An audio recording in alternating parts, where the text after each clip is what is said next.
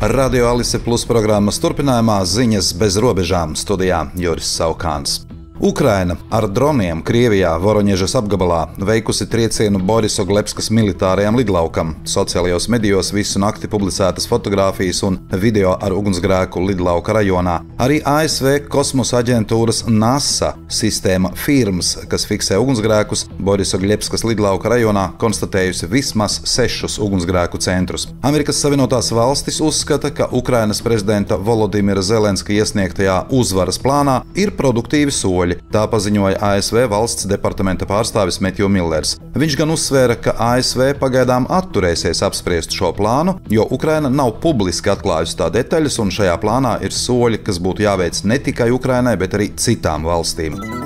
Eiropas padome atzinusi Wikileaks dibinātāju Julianu Assanžu par politieslodzīto. Par to pieņemta attiecīga rezolūcija Eiropas padomes parlamentārās asamblējas sanāksmē Strasbūrā. Amerikas Savienotās valstis bija izvirzījušas Assanžam nopietnas apsūdzības, draudēja pat mūža ieslodzījums par to, kas pēc būtības bija ziņu iegūšana un publicēšana, tā teikts asamblējas paziņojumā. Eiropas padomes parlamentārā asamblēja aicināja Amerikas Savienotās valstis tā vietā izmeklēt kara noziegumus un cilvēktiesību pārkāpumus, kurus atklājuši Assange un Wikileaks, un norādīja, ka bargā izturēšanās pret Assanžu bija ar bīstamu iebiedēšanas efektu, kas grāva žurnālistu un trauksmes cēlāju aizsardzību visā pasaulē. Rīgas pilsētas tiesa piemērojusi 10 500 eiro sodu sievietei par uzbrukumu policistam un Krievijas agresijas slavināšanu. Šā gada februārī Rīgas pašvaldības policija reaģēja uz izsaukumu par konfliktu kādā ātrās ēdināšanas ēstuvē. Sieviete agresijas uzplūdā un alkohola reibumā vienu reizi ar roku iesita policistam pa seju un vienu reizi iespēra starp kājām. Pirms tam, apzinoties, ka atrodas publiskā vietā, sieviete agresīvā tonī necenzēti lamājās un kliedza, ka Krievi atnākšot un nodarīšot pāri latviešiem.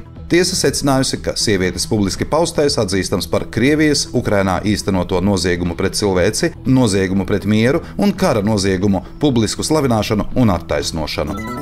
Aizvadītajā nedēļā policijas amatpersonas Daugavpilī atsavināja ievērojamu daudzumu cigarešu ar Baltkrievijas akcīzes markām. 26. septembrī Daugavpilī pie kāda 1956. gadā dzimuša vīrieša likumsargi atsavināja 13 600 cigarešu, bet citā procesā, pārbaudot operatīvo informāciju, 28. septembrī Daugavpilī likumsargi atsavināja vēl 80 000 cigarešu ar Baltkrievijas akcīzes markām. Abos gadījumos sākts krimināla process. Daugavpils pašvaldība atkārtoti izsludinājusi konkursu par pilsētas sabiedriskā transporta pasažieru uzskaites elektroniskās sistēmas izstrādi un uzstādīšanu. Uzņēmēju priekšlikumi tiek gaidīti līdz 4. novembrim. Iepriekšējais konkurss, kas bija izsludināts gada sākumā, tika pārtraukts, jo abi iesniegtie piedāvājumi bija apmēram 3 reizes dārgāki nekā šai iecerē paredzēto līdzekļu summa, kas bija plānota ap 1,5 miljonu eiro. Likums gan paredz šīs sistēmas ieviešanu šā gada novembrī, taču tā kā daudzas pašvaldības vēl nav tam gatavas, tad normatīvajam aktam ir ieteikuma raksturs un sankcijas par neievērošanu nav paredzētas.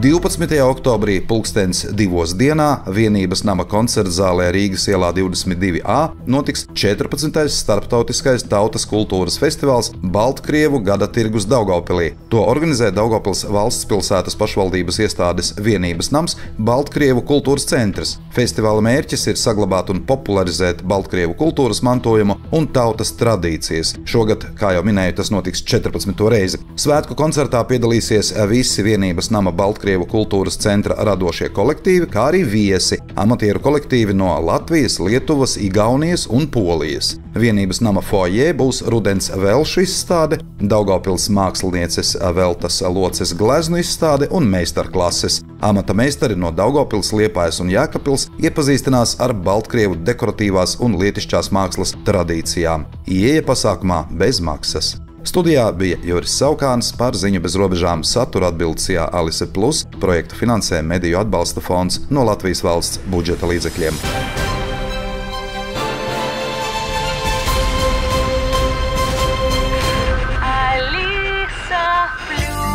Radio